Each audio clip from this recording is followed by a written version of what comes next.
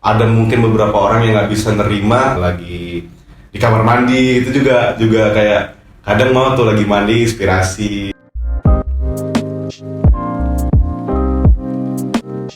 Halo, aku Anjas. Perkenalkan, aku musisi solo dari Medan.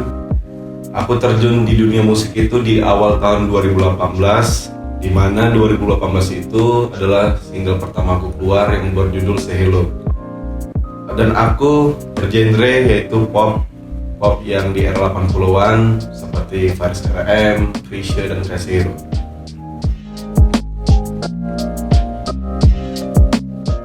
Sekarang aku fokus itu ada ngerjain beberapa materi album, dan mudah-mudahan sih itu adalah tujuan aku ya. Maksudnya kayak posisi mana sih gitu yang nggak pengen album dalam dia bermusik. Dan aku sekarang fokusnya di album, dan ada juga beberapa nge-produce musisi lain. Hari itu kemarin pernah nge-produce musisi dari Aceh dan dari Medan juga.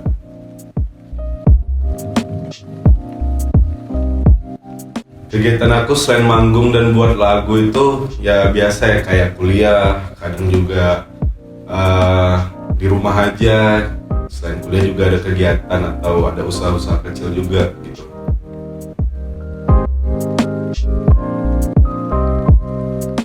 Nah sebenarnya kalau dibilang sisi lain ya, kalau manggung kan itu pasti ramai crowd segala macem yang antusias lah bisa dibilang gitu. Sebenarnya sih ada satu sisi yang aku tuh orangnya lebih pendiam gitu, bisa dibilang pendiam, dan aku emang lebih senang di rumah. Sebenarnya juga kurang suka dengan keramaian, karena juga hari-harinya aku tuh lebih sering di rumah juga, misalnya nongkrong sama teman juga jarang gitu. Nah biasa kan kalau kebanyakan musisi mungkin kebanyakannya nongkrong di luar atau sama teman-temannya, dan aku lebih senang itu aku ajak teman-teman aku main di rumah, dan kita juga lebih intim gitu untuk ngebahas apa yang mau dibuat lah untuk kedepannya.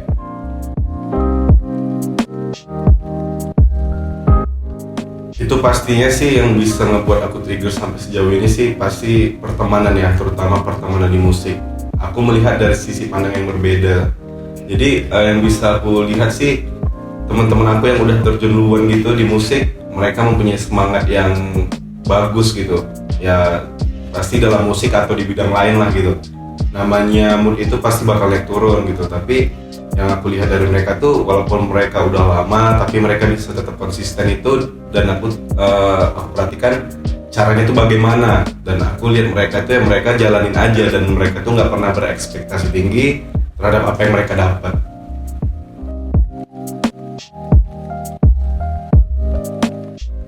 Titik terendah sih pernah ya, pas aku awal-awal bermusik itu nih. Sebenarnya sih dari awal itu emang aku masih terlalu buntu, dan maksudnya ya hanya sekedar bisa main alat musik. Tetapi sebenarnya musik ini sebenarnya sangat luas, dimana kita tuh nggak hanya sekedar nulis lagu dan segala macam.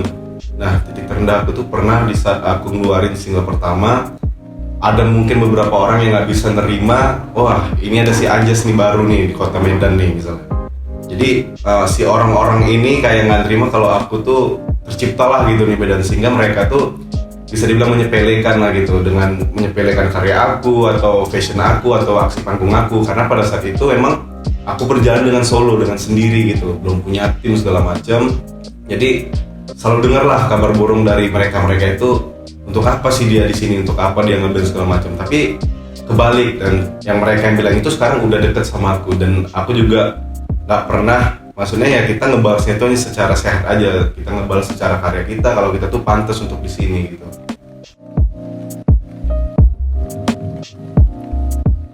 Kalau cara lain sih sebenarnya ada ya, kayak aku tuh lebih, dan aku emang lebih suka menilai diri aku sendiri, dalam arti apa sih yang buat mereka itu memperlakukan aku seperti itu.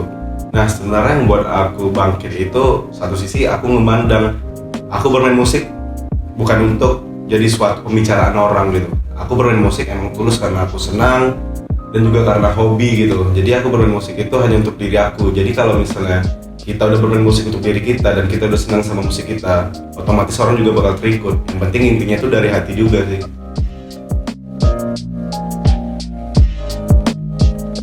Kalau support system sih yang pertama tuh pasti orang tua ya. Orang tua aku tuh emang selalu support aku di musik, mau di bidang apapun, dan teman-teman juga selalu support aku di musik.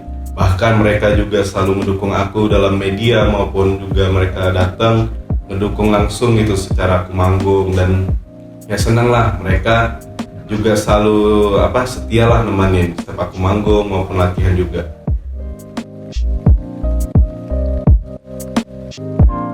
Aku ketertarikan di musik itu awalnya sih pasti karena orang tua ya. Kebetulan dulu papa aku juga main drum gitu, dan aku juga sering bisa dibilang kayak disuntik lah gitu anaknya. Jadi kayak aku tuh lebih diputerin dulu musik-musik pop, musik rock, dan kebetulan juga aku sering diputerin musik budaya sendiri.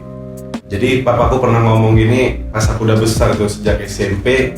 Jadi aku pernah ada satu teman papaku datang ke rumah, dan itu papaku bilang kalau ini musisi gitu, dan aku juga nggak percaya itu siapa. Dan akhirnya papaku bilang itu namanya Hari Mukti.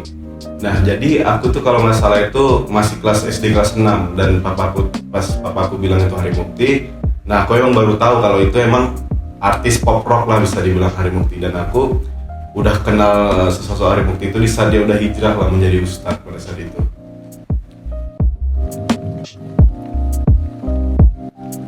Yang ditularkan itu sih musiknya pasti ke pop, ke rock. Kayak papaku tuh dia senang kali sama satu musisi itu namanya Utha Likumahua.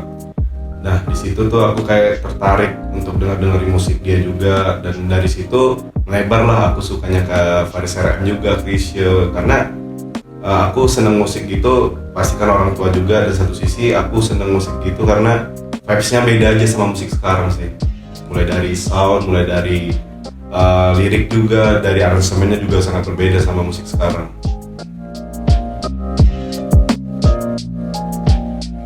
Yang buat influence buat aku terinspirasi sih Faris RM ya. Kalau cerita Faris RM tuh kayak aku tuh ngeliat dia tuh musisi yang emang benar-benar giat, dan dia tuh mempunyai kalau nggak salah tuh 155 album, dan 155 album itu dia juga menciptakan kompilasi. Sebenarnya kalau cerita Faris RM ini ada sedikit cerita dia tuh yang unik bagi aku. Waktu dia di Spanyol, dia tuh ngebuat lagu Barcelona, album dia. Nah, jadi pada saat lagu itu, aku tahu ceritanya tuh karena pernah ngeliat dokumentasi dia gitu. Dia cerita pada saat dia ke Spanyol itu, jadi si Faris RM ini kan emang ibunya dulu guru piano. Nah, terus pas dia mau di Spanyol itu, dia ngeciptain lagu itu hanya lewat pikiran dia gitu, hanya lewat imajinasi dia. Dan dia cerita di Spanyol itu alat musik tuh nggak bisa dibeli sama dia karena mahal. Nah jadi pas dia record suatu produksi lagu, dia tuh hanya mengandalkan otak dia untuk menulis, namanya partitur lah, untuk menulis nada. Nah aku melihat dari situ, maksudnya kayak sejenius itu dia bisa ngeciptain musik hanya lewat pikiran lah. Tapi yang dibuat dia tuh bukan hanya gitar dan drum atau gitar dan bass, tapi semua alat musik bisa difikirkan dalam satu kepala lah gitu bisa dibilang. Jadi itu hal yang unik, makanya aku sangat tertarik sama si Faris RM.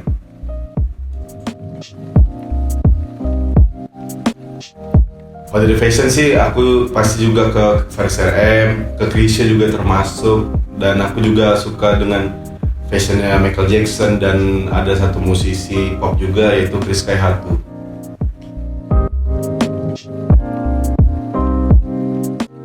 Nah kalau masalah menginspirasi sih sebenarnya gimana ya, kalau mungkin aku pribadi sama musisi lain juga bakal sama gitu. Kalau inspirasi sih sebenarnya datangnya itu random ya, mungkin di saat kita ngapain aja bakal bisa dapat lah gitu. Karena inspirasi itu kadang kalau makin kita cari makin gak dapat gitu kan. Lebih seringnya sih pas aku lagi berkendara mobil atau naik motor gitu. Jadi kadang nada itu selalu kebentuk sendiri dalam pikiran, mulai dari beat. Nah dari beat nih kita bakal tahu nih gambaran musik yang bakal jadi tuh ke ballad kah atau ke disco segala macam. Jadi inspirasi yang sering aku dapetin itu di saat aku lagi sendiri sebenarnya, lagi di kamar mandi itu juga kayak kadang mau tuh lagi mandi inspirasi dari nada-nada gitu sih paling.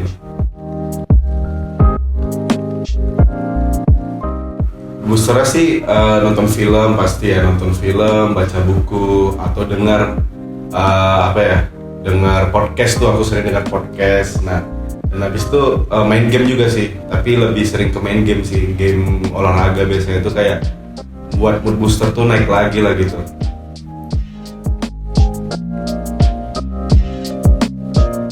Nah kalau masalah penulisan lirik itu sih lebih ke tema ya jatuhnya. Misalnya, tapi di single 1 sampai single 5 yang bakal aku rilis nanti ini, single kelima, itu lebih ke problem aku dan sudut pandang aku nih. Nah misalnya, jadi ada emang di lagu-lagu aku itu emang tentang pengalaman aku pribadi dan juga tentang pengalaman teman aku. Nah jadi kalau untuk penulisan itu sih awalnya kayak apa nih temanya, misalnya patah hati kan, misalnya kalau patah hati ya awalnya tuh kita cari kalimat, nah itu biasanya tuh bakal ngalir sendiri.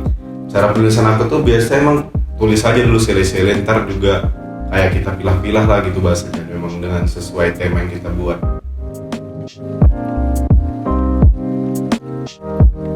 Nah kalau inspirasi dari lagunya sih sebenarnya nggak hanya Faris RM banyak, tapi kalau dari Faris RM sendiri itu judul lagunya itu Kurnia dan Pesona gitu. Karena gimana ya, kalau kita ngebuat musik itu, kalau aku pribadi sih emang misalnya aku ngidolain Faris RM, tapi aku hanya ngambil sepenggal-sepenggalnya aja gitu, karakternya atau gimana gitu. Karena si Faris RM sendiri emang karakter dia nyanyi itu sangat berkarakter, dengan cara bernyanyi itu staccato, patah-patah. Nah dan sekarang ini aku senangnya tuh karakter nyanyi aku juga udah dapat, dan malah banyak pendengar atau teman-teman tuh emang jatuhnya ke Faris RM, cara nyanyi aku staccato gitu, dimana staccato itu nada yang beriramnya tuh yang patah-patah gitu, dan dia emang karakternya kali sih gitu si Faris RM tersebut. Karena Kurnia dan Pesona itu selain ini ya, selain musiknya juga bagus, liriknya itu juga easy listening juga bagi aku, dan dia mempunyai lirik yang gampang lah untuk dicerna, dan dalam arti kayak kita tahu nih maksud tujuan Kurnia dan Pesona itu apa sebenarnya, dan dia juga di situ kan featuring tuh, jadi kayak wah keren lah gitu dia. Pada zaman itu maksudnya kayak udah ada nih orang yang buat musik dan lirik secanggih itu gitu.